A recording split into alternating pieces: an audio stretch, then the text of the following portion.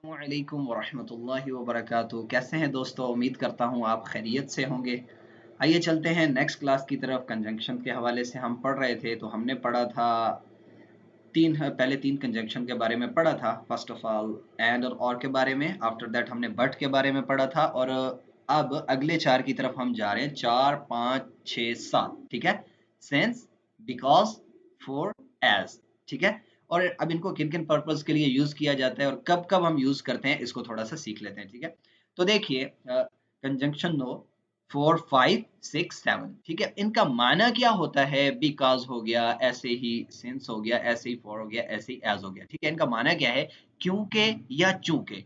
अगर हमने किसी जुमले के अंदर चूंकि या क्योंकि के मीनिंग्स को पैदा करना हो, अगर बिगनिंग्स में पैदा करना हो, यानी कि सेंटेंस के बिगनिंग में, तो हम कौन सा वर्ड इनमें से यूज करेंगे? सिंस यूज करेंगे, बिकॉज यूज करेंगे, फॉर, एज किसको यूज कर सकते हैं? और ऐसे ही अगर चूंकि का माना देना हो, या अगर ये मीनिंग्स हम मिडल में देना चाहते हैं, किसी सेंटेंस के मिडल में, तो फिर हम किस एक को यूज कर सकते हैं और किसको यूज नहीं कर सकते, तो उसके बारे में हम सीखेंगे। देखिए, फर्स्ट ऑफ ऑल हमारे पास है सेंस, ठीक है। सेंस, तो sense is used only at the beginning of the sentence. Beginning of the sentence यानी कि सेंस को हम इब्तिदा, सेंटेंस के शुरू में इस्तेमाल कर सकते हैं, मिडिल में नहीं कर सकते, ठीक है। देखें, सिंस आई वाज अनवेल, ठीक है। चूंकि, क्योंकि मैं सही नहीं था, मैं दुरुस्त नहीं था, सेहतमंद नहीं था, थोड़ा बीमार था, ठीक है। बीमार के लिए कह सकते हैं सिंस आई वाज अनवेल, मैं चूंकि बीमार था, आई डिडंट कम, मैं नहीं आया, ठीक है। अब देखें नीचे यहाँ पर एक आपके सामने सेंटेंस लिखा हुआ है। अब हम यहाँ पे यूं नहीं कह सकते आई डिडंट कम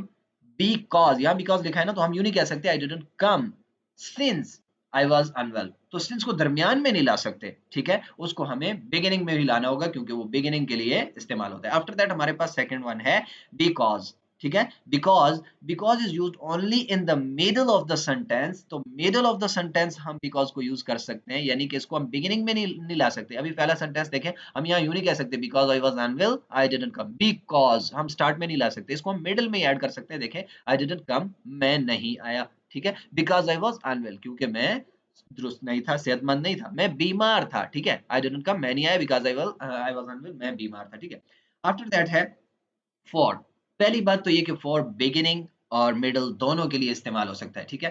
बट इसके बारे में एक और कायदा याद रखना है, always use comma just before for. Just before for हम क्या करेंगे? कॉमा लगाएंगे if used in the middle of the sentence. अगर इसको सेंटेंस के हम मिडल में इस्तेमाल कर रहे हैं, मिडल में ला रहे हैं, तो फिर इसके बाद हमें क्या लगाना है?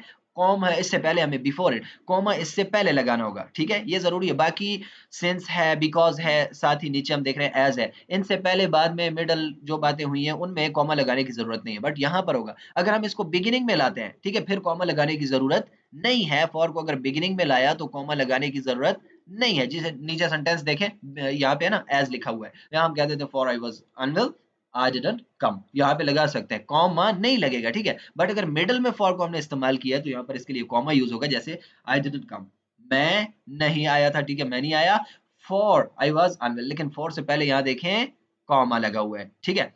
आफ्टर दैट आए एज, ठीक है। As is use for beginning and middle of the sentence. Beginning और मिडल दोनों में ये क्या होता है? इस्तेमाल होता है। As I was unwell, as I was unwell, चूंकि, क्योंकि मैं बीमार था, आई डिडंट कम, मैं नहीं आ सका,